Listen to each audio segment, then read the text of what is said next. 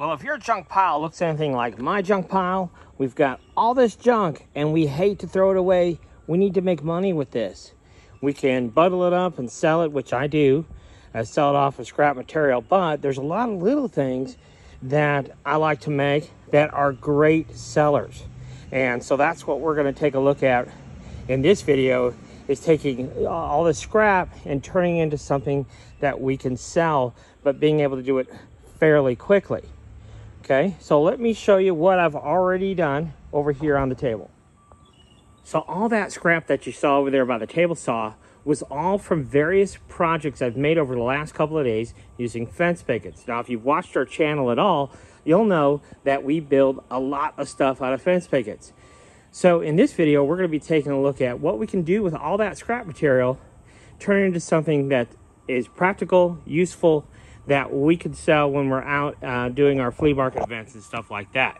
So what I've done is taken one fence picket, so I've spent $2.20 so far, and all I did was rip the whole length of the fence picket 1.5 inches wide. That leaves us with approximately a 4-inch piece of fence picket. And what I've done here, I've set my miter saw at 15-degree miter, and these are 8 inches from long point to long point. So we actually get 9. There's the 9th one. We actually get 9 out of one stick of fence picket, but we only can work with even numbers. So we're going to go ahead and utilize these 8.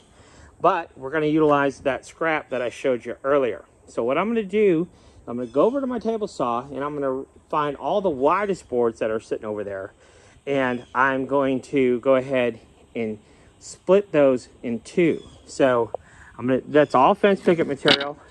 So all I'm going to do is take that 5/8 of an inch wide fence picket and split it right down the middle. That'll give us some slats to work with, approximately 1/4 inch slats. So let me go get that done. When I don't know what to do with leftover stock, I always make slats. So I have a guy that comes in every now and again, helps out around the shop. What do you need me to do? I need you to make slats. So he'll go to the scrap wood pile and start making slats. So these were slats from another project that we had sitting around the shop. And so what I've done here is I've measured the shortest ones. I have a bunch of these, but I've measured the shortest ones, and those are 18 inches. So what I'm going to do is I'm going to cut them directly in half and have a bunch of 9-inch lengths. So I'll go ahead and get that done. Now you can see what we're going to do with our slats. I've come down just a little bit, a couple of staples. I'm using 1 1/4 inch staples. You could use 1-inch staples. Takes 3 across the bottom. Pretty simple. But I'm going to go ahead and make 3 of those baskets for this project. Simple enough, right? We've got our 3 baskets now, and you could sell these just like that. Real simple, easy. I usually will sell those for $3 a basket if they're just buying a single basket, and they sell real well. So have a good stack of those. And then we're going to go ahead and make some legs for these. And to do that, we're going to be using our 1.5 inch stock. We need our legs to be 8 7/8 inches long, and it needs to have a 15-degree miter. Okay, so we're going to go ahead, we're going to need 6 legs for this project. So we're going to go ahead and make 6 of those, and then we'll come back and show you what we're going to do with them. Okay, so what we have here is we have our legs cut. They're 8 7/8 inches long.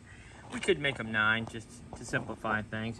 But from our pointed end, we're going to come down 2.5 and strike a line. Now, what I'm going to do is I'm going to go ahead and put the legs on here first and then explain in more detail exactly how to do it. One thing to keep in mind, we need to switch over to 1-inch narrow crown staplers in our stapler. So we've done that.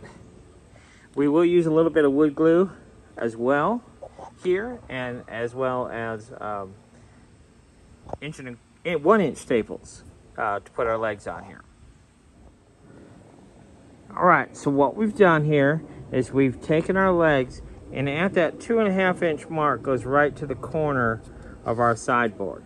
We put in one staple, and then we just lined the two up, and we added a couple of more staples, and we've done that on both sides.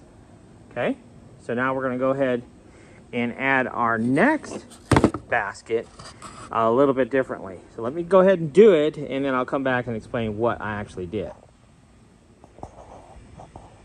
So there is our completed triple basket. So you can see what we did is once we had one basket, the legs done, then we just came in, lined up our next basket, put in a few staples, and then added our legs the same way as shown previously, added our next basket and our next set of legs the same way. So at that 2.5 inch mark right there on the corner, line them up here and go ahead and put in your staples. So that gives you your triple farmhouse planter. So we sell these as doubles, triples, and singles. There you go.